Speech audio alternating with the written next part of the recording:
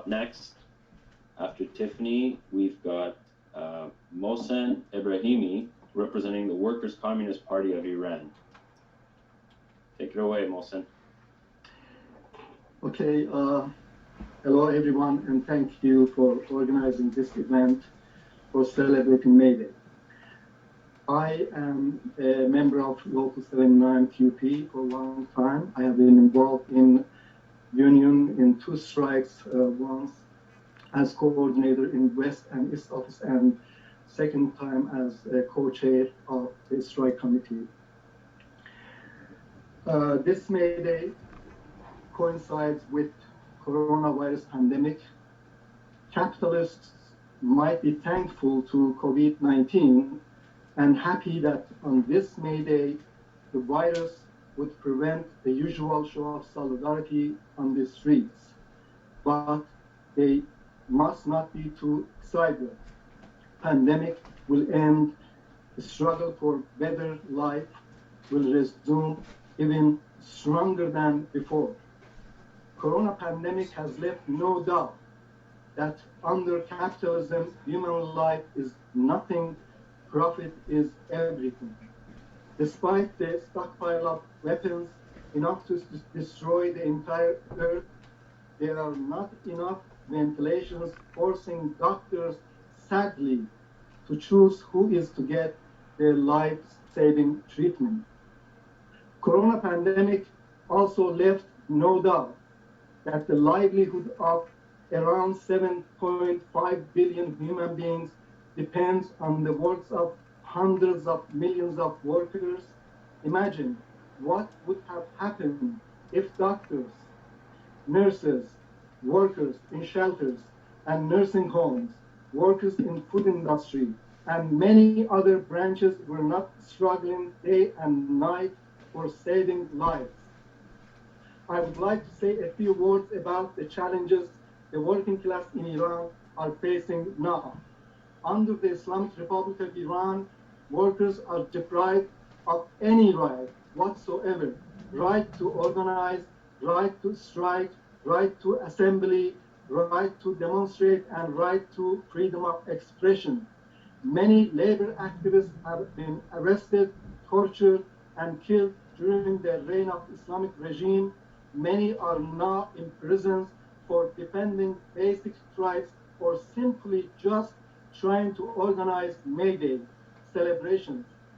With coronavirus threatening prisoners' lives, right now, money swindlers are released while political prisoners such as labor activists, socialists, atheists, women's rights activists are kept in prison intentionally to be killed by the virus.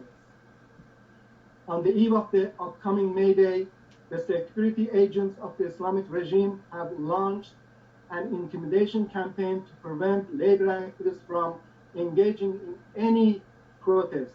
However, even those activists in prisons have openly and bravely called upon people to challenge the ruling capitalist and brutal Islamic Republic. The ruling capitalist criminals in Iran are worried because they know with the end of coronavirus, the ongoing political crisis will intensify.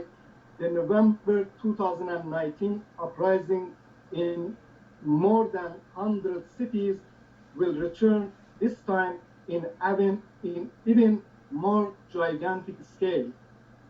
It has been a long time that an open war has begun between the people and the Islamic Republic of Iran.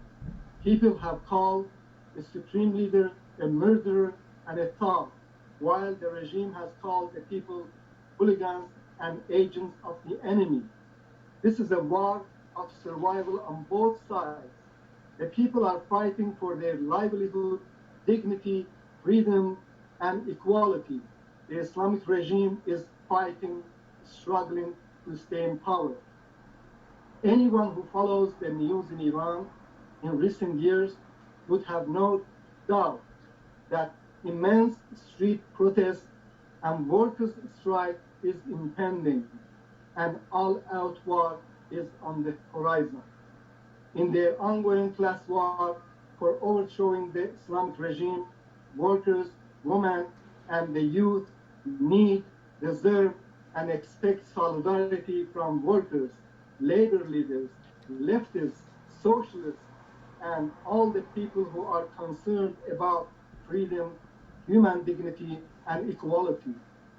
If the October Revolution turned the political scene of the 20th century in favor of struggle for a better life around the globe, the victory of the socialist revolution in Iran definitely will turn the political scene of the 21st century upside down in favor of the worldwide struggle for a humane, equal, free, and socialist world. Long live Mayday, long live socialism. Thank you.